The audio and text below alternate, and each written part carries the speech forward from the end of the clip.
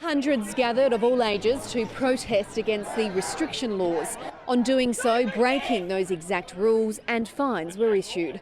One man who claimed to be a former police officer echoing the crowd's claims COVID-19 is a conspiracy. We understand the frustrations of not knowing, well, what happens next and what happens after that. People will make their protest and make their voices heard, and I think the anxieties and frustrations that they're feeling, it's a free country. I say to them, don't go. Not because you shouldn't express your view, find another way to express your view. Let's exercise our liberties responsibly.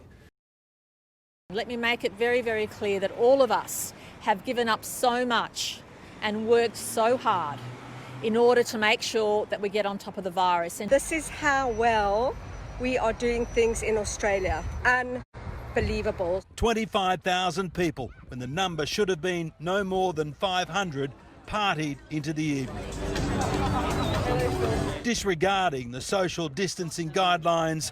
Some of the country's leading disease experts have told 7 News weekend scenes of crowded shopping centres cannot continue, and if they do, new outbreaks will delay by months the government's 3-stage easing of restrictions. Think about breaching the health orders. When the protesters first contacted police, what they put to police was extremely different to what is being put now. And that was confirmed to me this morning by the Commissioner. And after that conversation, the Commissioner advised me of the action he was taking, which I fully support. Notwithstanding the issue or the matters why people are expressing themselves, express it differently. I mean, my family didn't celebrate Easter the way we do because of COVID. Other families didn't celebrate so many other things because of COVID. So many people have taken different decisions than they normally would. So I say to people who have a strong view, please express that view in a way that doesn't breach the health orders. Well, here's the bad news for you tonight. This crap is coming to Australia. There will be a protest. It'll happen in the next couple of days. It will be in Sydney. Of course, the promise is for it to be a peaceful demonstration. The premiers and the police do not want to agitate these protesters, because I think that's exactly what the protesters want. They want the scuffle, they want those scenes, they want to fight. Unlike some of those violent scenes that we've had at rallies abroad, one thing here is that it's very peaceful. Organisers keen to ensure their message doesn't get lost. No arrests were made, nor was there any damage to property. Let's see where this goes. But you know what's going to happen, and I covered plenty of these protests way back when as a radio reporter. Look, they say hundreds are going to be there. It'll probably be a few dozen. 5,000 attendees were expected to show up, but before the march had even left King George Square, an organiser told the crowd 30,000 were there.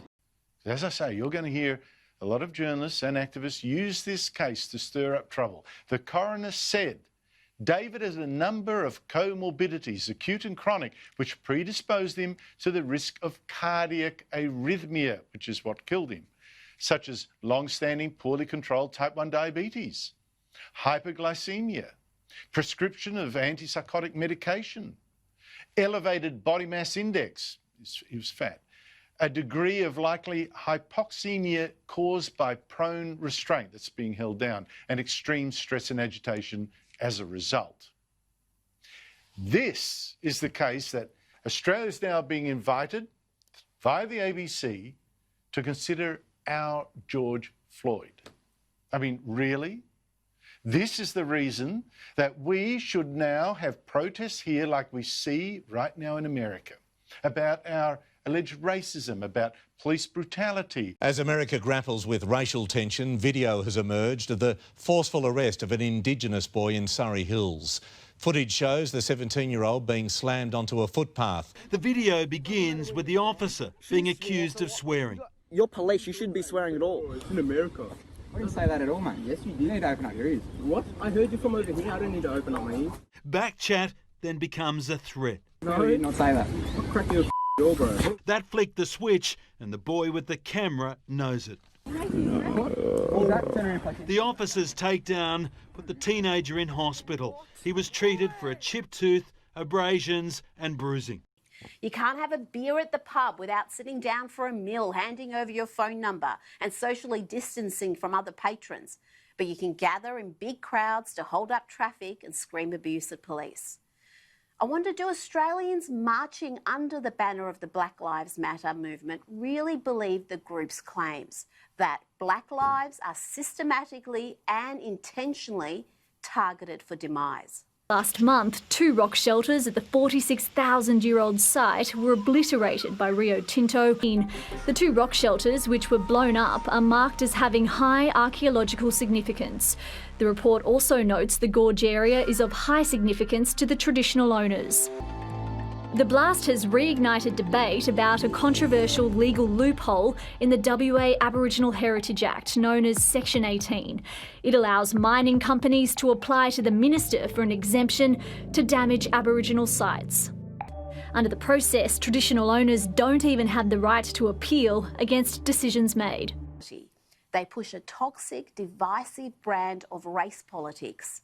Just read what their founders say. What may seem extreme today will be normalised tomorrow. Did you think 10 years ago that protests that have seen murders, bashings, looting, arson would be called peaceful? We're coming together, it's very peaceful, everything like that, no violence, like you see, helping the Indigenous community out and everything like that. It's beautiful. Did you think 10 years ago saying all lives matter would be so controversial that you could lose your job for posting it on social media? We're not saying all lives don't matter, but it's all about Black Lives Matter, and he's supporting me the right way. Yeah.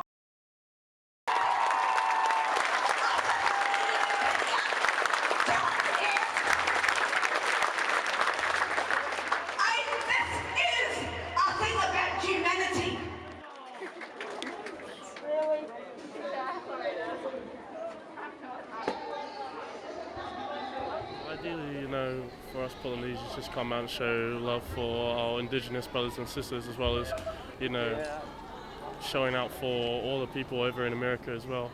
And just being here today, just want to demonstrate unity amongst all of our cultures and show that we're standing with all the Indigenous people here as well.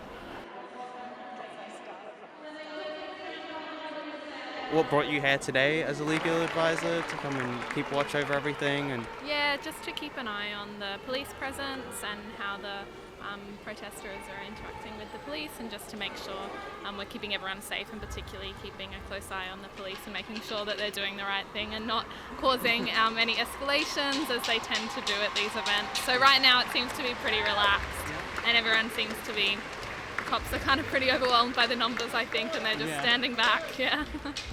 Did you kind of expect to have this many people?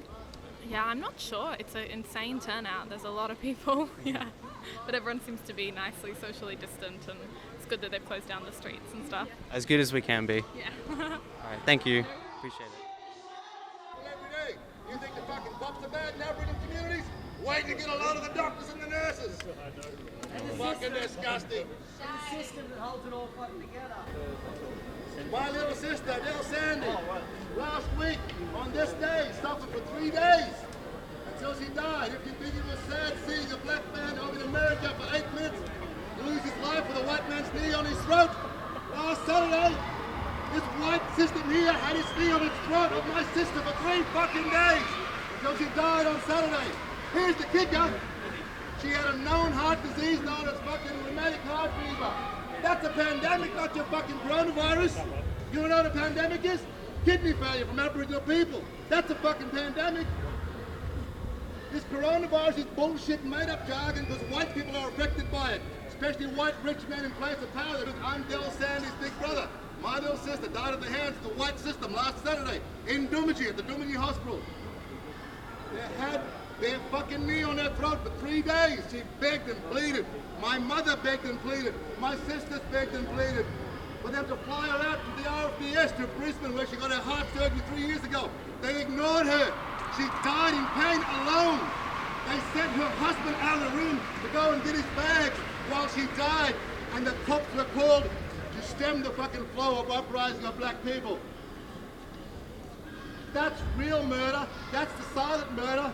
That's the fucking real murder Aboriginal people face every day. That's our reality. That's what you should be fighting against. If you're going to fucking support this, support that as well. Otherwise, you're just as fucking capable. You're part of the fucking problem, not the solution. Yeah.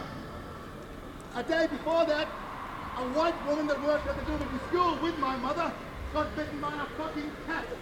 A cat! They flew that bitch out the next day. She's alive and well because the poison of the cat. Put that in your ladder and smoke that shit. Come back and tell me if that fucking is right. That's what systemic racism looks like in Australia. That's what fucking institutionalized racism looks like in Australia. You are so good at it. Your tactics are the best I've ever seen. You're so good at it. Even Hitler used your fucking blueprint. That's how great Australia is. Every single white person is born and raised with a spoonful of fucking wheat mix and the white Australia policy shoved down your fucking throats every morning. When are you going to wake up to yourself? I'm John Magala. The West illegal. This name been bestowed upon me by my uncle, my Gaji, Marandu Yana.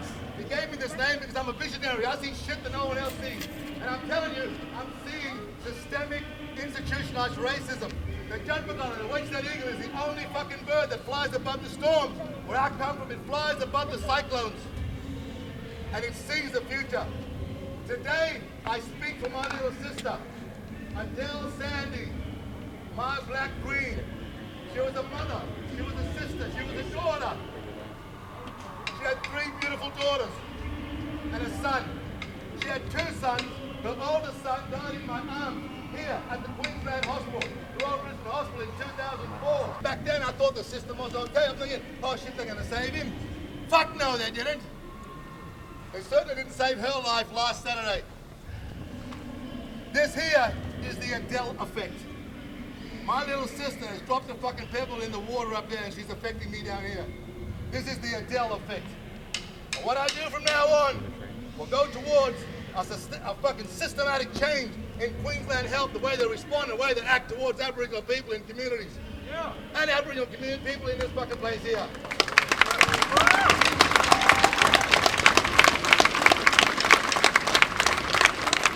If you all want to know what you can do to change this, yes. If you all want to know how you take that white copper's fucking knee off George Floyd's fucking throat in America, take that same knee off Adele fucking Sandy's throat in Dumaji.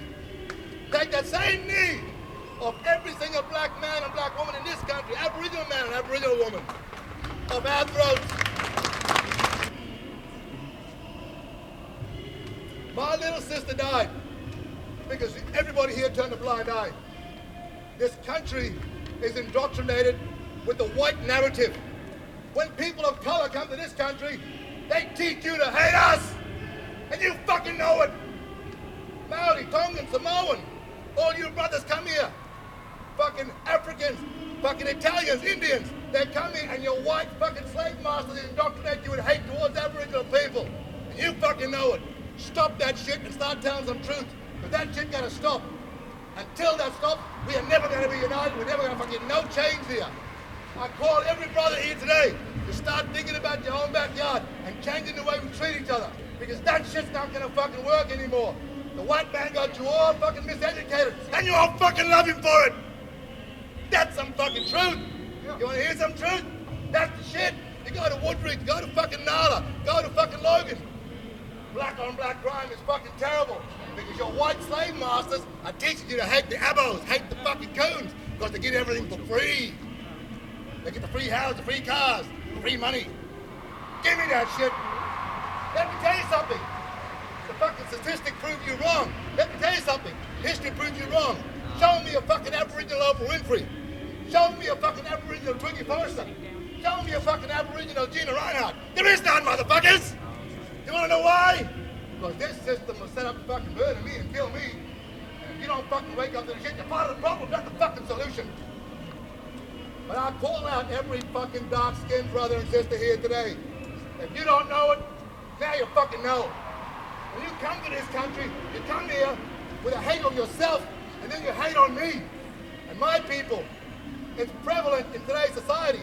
You wanna know why America's burned? Because those brothers stand together. They fucking fight for each other. The fucking Mexicans, the fucking Puerto Ricans, the fucking black Americans, they stand in solidarity together. But you fuckers are too busy worrying about your paychecks and worrying about your fucking white masters when you go to work on Monday.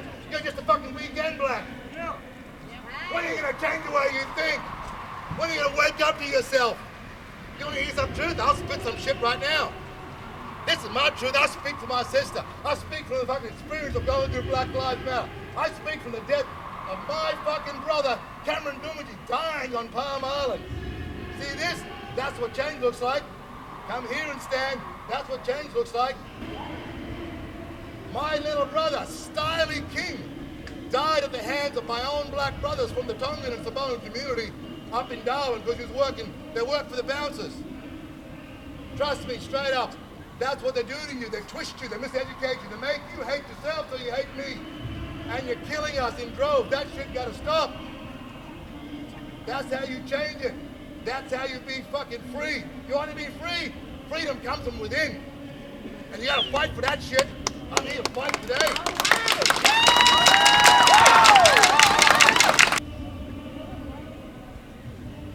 If you're black, if you're a man of color, when you see another brother, tip your fucking hat, give him away. Tell him how fucking good looking he is. Give him some love. Because that man every day is looking at psychological warfare in this country. He walks past institutions of fucking churches, institutions of statues of white men and white women that have raped and fucking pillaged and killed his people. That's psychological warfare. I'm already fucked the minute I roll out of bed. So if you black fellas can't fucking stick together and tell each other how much you love each other, fuck you. You're part of the problem, not the solution. So fuck off. And I don't hate you, but get the fuck out of my way so my fucking train can keep rolling. Hey!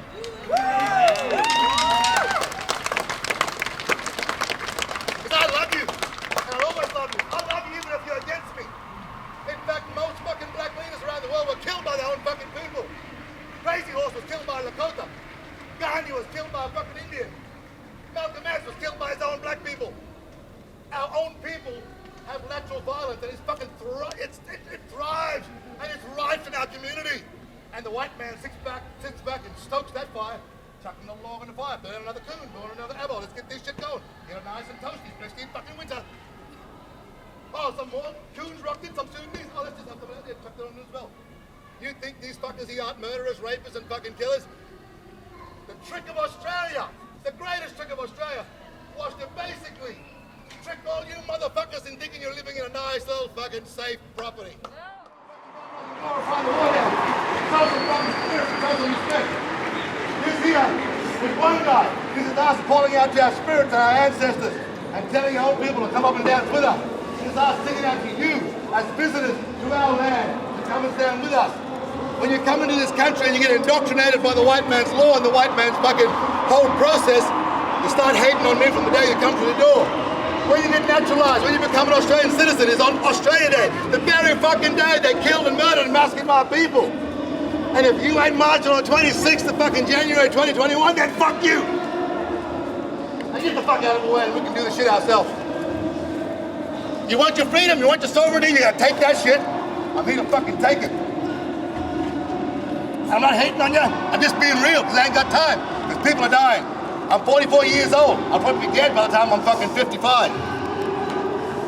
I've been gentle and I've been nice most of my life. Not no more. It's time, now.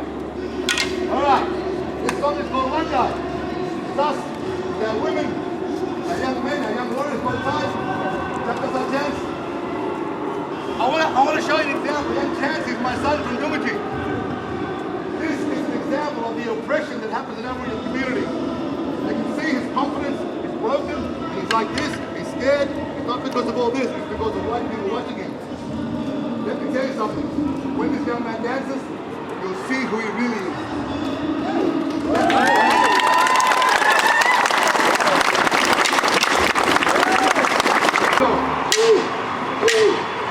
I want you more dancer, Stubby. You're singing back to me. Let me know you're here on my land. You gotta come here in peace, you gotta come proper way. Manny, you, down here. All of you, come here. Hold on.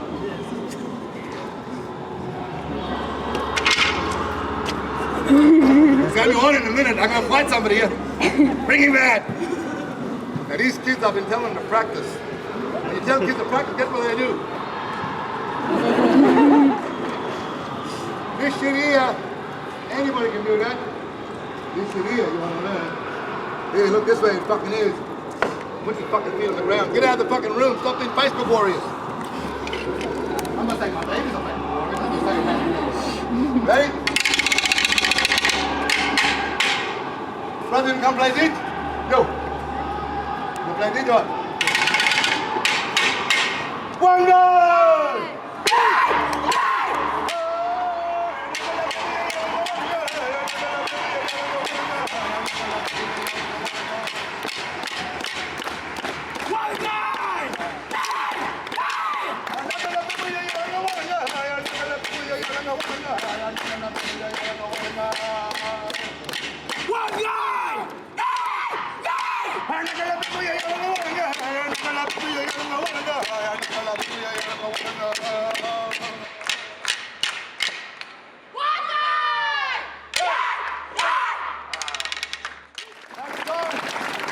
That song is our welcome, our warrior when we enter the haka.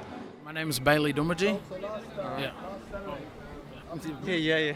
I mean, how do you feel seeing everybody out here today? I mean, I can imagine it's mixed, but I'm curious to know what you have to say. It's amazing, actually. I love it. It's being different races and everyone just coming together to work together for one cause. It's really good. Like 5 years ago, do you think you could have imagined this happening? Probably not that loud, no. Not at all, I don't reckon. It would have been much smaller, probably just the square over there. Yeah, but, it's really good now, though. Yeah, it's a great time to have it, too. What's your name? My name's John, from Brisbane. Yep. Yeah, just to be a part of this is it's very special, to see people from all backgrounds, from all walks of life coming together. Yeah, it's pretty wild, mate. This is huge, This is powerful, inspiring and empowering for especially our young people here. I think it's great to see them be a part of it and learn about what it is, what it is to come together as one community. Yeah. Was it different when you were younger? Yeah, look, when I come to other protests Invasion Day and when there was black deaths in custody in the past, they had it more towards Roma Street, and to see this as there's people everywhere. Yeah, we're all actually in the city now this time. In the city, everything's closed. I think they underestimated how many people would turn up. So it just shows how people are feeling in Australia. From America to Europe to other countries, and now Australia. I think this has been a long time coming, and a realisation that you can't keep kicking people on the ground. While we're supposed to help people up, and that's what they should be doing. What do you think is different this time? Well, look, it's the social media. Yeah. Social media is powerful, and the media, of course. I think the independent media, I think they play a very important part of getting the real truth out. It just shows mainstream. It'll wake up mainstream media for sure. Anything you want to share at all, do you think? For something like this, I suppose the Palm Island, the black deaths in custody up there in Palm Island. Yeah. You had all the evidence and everything to put a person away for killing someone, and instead of putting him in jail, they gave him a pay rise. So that just shows what Australia has got a long way to learn, so. Well, get the word out. I'm getting older now. You don't look that old, mate. Gotta get it out. Fair I got enough. my kids there, filming. Yeah.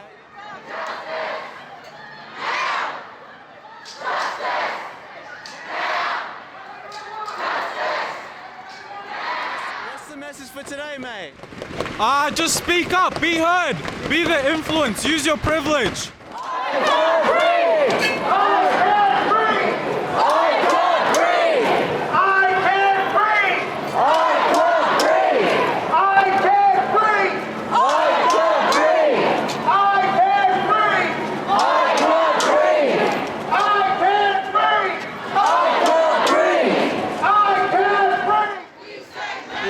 Anything specific that brought you out here today? Just making sure that everybody has a voice, I guess, and showing support for all of the things that go unsaid in the community. How are you going to take action to do things differently? Well, I'm going to make my choice to always speak up about it, have the conversation around family, friends, in my workplace, make sure that it's not a casual jokes anymore. Yep. and we need to make sure that everyone's held accountable for what they say. And they were full, I will admit.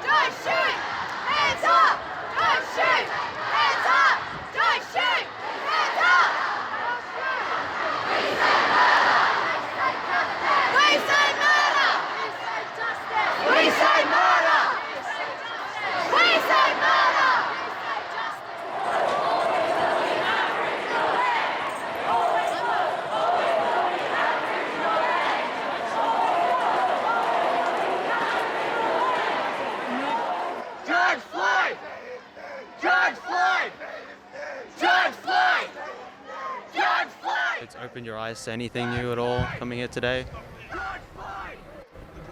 I'm not too sure. It's like, did I know about it and not really do anything, or did I just, I don't know. It's not like I didn't know, but it's not like I knew specifics, but definitely a worthy cause. It was good, and I think, like, honestly, the way they handled it, because it's not easy to handle, like, I think she said 30,000 people in that one, in the whole, so, like, because, like, every street was filled with just everyone, just in lines and stuff, and so, yeah, it's amazing, the way they handled it, and there was no there's nothing broke out, like, no one started stuff with police, or everyone was just, like, they followed the rules, and it's all good. So. It's quite emotional as well, hearing all the speakers speak so candidly about their experiences. And I think, especially for me, who can relate to things in little ways, definitely nowhere near the same way, but I think when you are a person of colour, it really hits you quite hard. So, yeah, for me, it was amazing. And just seeing how peaceful everyone was, like Dylan said, there's no violence. Police were nice as well, which helped. It was, a really good first experience for me as a rally.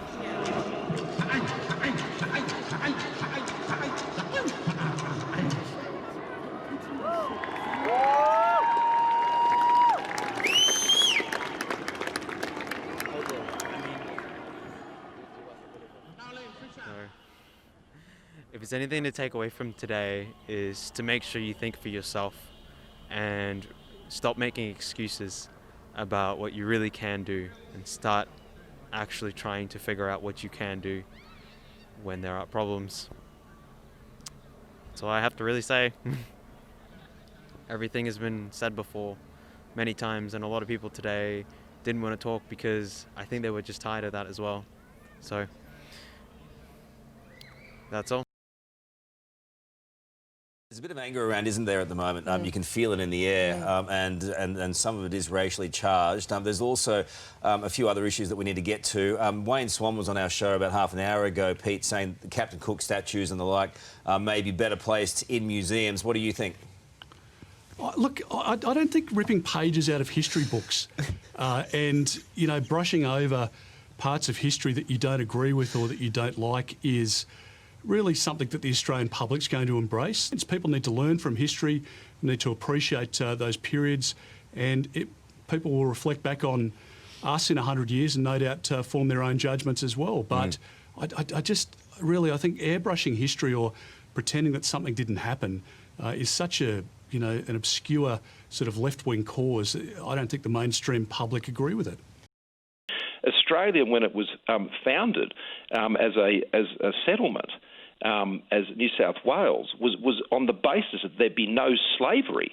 And while slave ships continued to travel around the world, when Australia was established, sure, it was a pretty brutal settlement. My forefather and foremothers were on the first and second fleets. It was a pretty brutal place, but there was no slavery in Australia.